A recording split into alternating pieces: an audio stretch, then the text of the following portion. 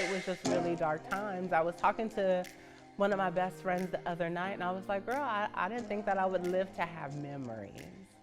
To have the memories of Cretin in the daytime, the memories of my years as a pageant queen, the memories of my showgirl days. You know, I just didn't think that I would live long enough to have memories. And sometimes I look back on that and it still surprises me that I'm still here. Fabulously still here, I might add. I would say my fashion journey started with my mom. She was just so fly. I used to watch her get ready for work in the morning. I remember in the 70s, she would pull out her McCree patterns and just sew and make these fabulous clothes, and she would put them on and wear them. And then her sister would steal them and wear them, and she would be so upset. But, you know, I think that's where I get a lot of my style and fashion. Junior high school, she would just have these packages delivered with leather boots and leather skirts in the same color. And I couldn't wait for her to leave to go to work so I can wear that leather. As a kid, because I was different and you know, I was outwardly different, so I was always in trouble. I was always on punishment. So my girlfriend Melissa had called me and said, we got tickets to the Salt N Pepa concert. And I was like, girl, I'm on punishment. And at this time, Salt N Pepa was my everything. And so just not to go to this concert was crushing me, but I was on punishment and I didn't want to get beat up again. So then I think my friend Rick called me and was like, girl, we're gonna be outside your house. We're gonna park down the street, down at the corner. You need to find a way to get out the house. So I came out my room and my dad was like, what the fuck you doing out your room? Get back in your room. I was like, and my daddy had pit bulls and he loves these pit bulls. And so I was like, I'm going in the backyard to give the pit bulls, to the dogs, some water and some food. And he was like, okay. So I did that. I went in the backyard and I gave the dogs some food and some water and I jumped the fence.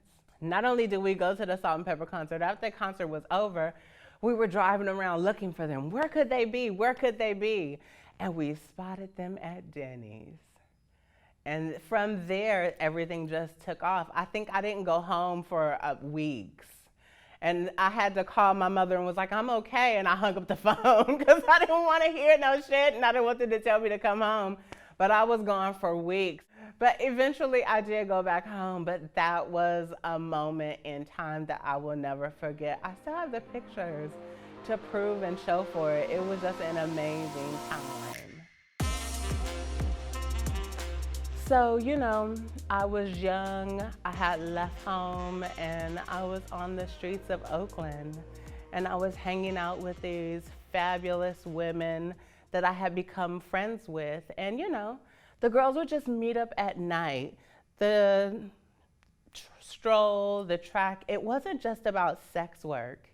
It was a meeting place where girls could hang out, talk shit, talk about their day, their life, and what's going on. And so there was a group of girls and they were all just so beautiful. And they'd be like, okay, girl, I'll see you at night, but what about the daytime? Can you make this work in the daytime in front of trade, in front of the boys? And I was like, okay, girl, well, let's do that. And so the next day we got up. We were staying in a hotel on MacArthur. We got up in the morning, we got dressed, and we walked around during the day. We would walk from West Oakland all the way to East Oakland. And I think it was just, you know, it was a confidence boost when guys would just come up and talk to you and not catch the tea and would just be in your face. But then I think they got a little jealous because I was wearing it out. And that I would stop and talk to some guy and I would turn around and he'd be like, your friends left you. And they would be halfway down the street and he'd be like, you want me to give you a ride? And I was like, no, not to them, take me somewhere. So I grew up in Pittsburgh, California, lived in Concord, Walnut Creek. So in the 70s and 80s, you know, those are white places. So when I came to Oakland, I always would talk like this. And they would be like, why do you talk like a white girl? We'd get away from, why do you talk like that? And I was like, why do I talk like what? This is how we talk. This is how we were taught to talk in school. So being on the streets, it was just different for me. And Doris one night saw me standing out there and she was like, I see something different in you. And I was like, girl, what are you talking about? Girl, catch a date. I'm trying to catch a date, get on away from me. She was like, okay, girl, but I see this is not where you're gonna end up. This is not gonna be your end place. I see something different from you. And she said, when you get tired of being a receptacle, look for me, come get me. And I was like, a receptacle? What did this bitch just call me? What is that? So I went and I had to go look up the word, and I was like, oh, okay, when I get tired of being used. And I was like, girl, I'm out here getting this money. You out here getting this money too, you see me.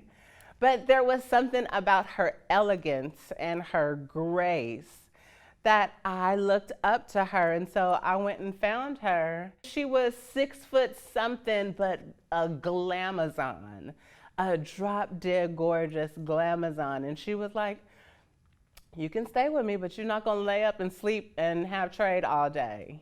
And so she worked for the Brothers Network back in the early 90s, and she would make me get up in the morning after being out all night and go to work with her and fill condom packets and break down condoms. And she taught me how to do a spreadsheet to put how many condoms in there and what was in what. And I think that's what started my career in nonprofit, because somebody saw something in me that at the time I was so lost, didn't see in myself.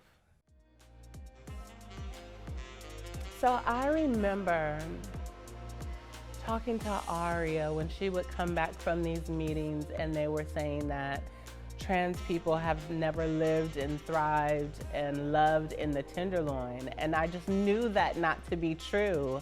I had always hung around with older trans women, and they talked about not only living and loving, but working at bars here in the Tenderloin, the Black Rose, the Roadrunner and the Windjammer, and how they were bartenders and how they were showgirls and how they had apartments here in the Tenderloin. And so when they talked about erasing all of that, the Compton's riots started right here in the Tenderloin. So when they talked about erasing all that, I was like, no, that can't happen. So it meant a lot to work with Aria, Janelle, and Sean at the time to help create and promote this district, to have something that'll live on forever for young trans people to see that there is a trans cultural district, the only one in the world that someone can look up and aspire to maybe create their own, that it's been done, the blueprint is there. All you have to do is get in touch with these amazing people and they'll tell you how to make it successful. When I turned 40 is when life really started to come together for me. I still had some residuals of bullshit that I carried on from my 30s into my 40s, but my 40s were when I really got clarity of who I am, who and where I want to be in the world, and really how I see myself. Not about how other people see me, but how I see myself has become really important to me. And yeah, aging. Yeah, I didn't ever think that I would live to see this age. I think it was maybe about 10 girls and we all kind of just hit the streets together. And there's only me and 2 other girls left. So, you know, that's kind of just devastating when you are young and you get these phone calls that one of your sisters died, one of your sisters was murdered. Can you come identify this body? You know, it's just crazy growing up in that type of atmosphere where it was real. It was really real. And you just become kind of numb to it, and you're kind of hoping or wishing for some type of light out of this darkness. Always do your best to stay positive.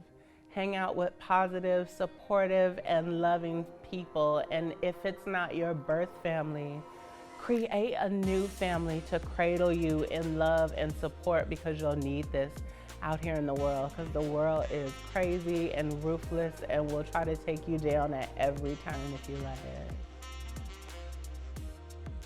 Nowadays, what brings me joy is peace.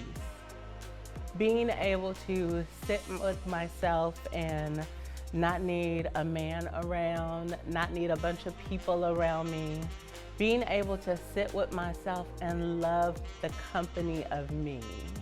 Right now, that is bringing me joy, because so much of my life was spent on looking for love outside of me. And I've just learned how to radically love myself.